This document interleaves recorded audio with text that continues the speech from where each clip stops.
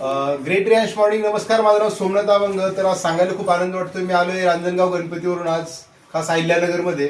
माझ्यासोबत बाळासाहेब ठोकळे सर आहे. बाळासाहेब सरांना अमृत ज्यूस घ्यायच्या अगोदर काय त्रास होता आणि अमृत ज्यूस घेतल्यानंतर काय फरक पडलाय हे आपण सरांच्या तोंडूनच ऐकूया. तर सर सांगा तुमचा अनुभव कसा होता अमृत ज्यूस सोबत.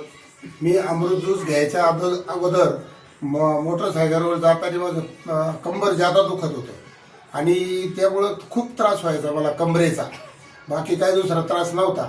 आणि ज्या टायमाला मी अमृत ज्यूस चालू केलं त्यानंतर 6 बाटल्या मी पूर्ण पेलो आणि 6 बाटल्या पेल्यानंतर मला म्हणजे स्फूर्ती वाढली आणि स्टॅमिना बी वाढल्यासारखं झालं. म्हणजे कटाळा हा राहिलाच नाही.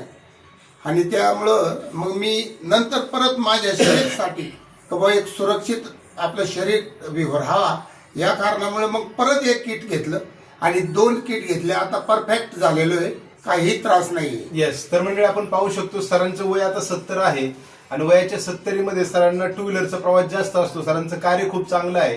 2 व्हीलरच्या प्रवासामुळे कंबर दुखत होती, कमरेचा त्रास होता, एनर्जी लेवल कमी होती.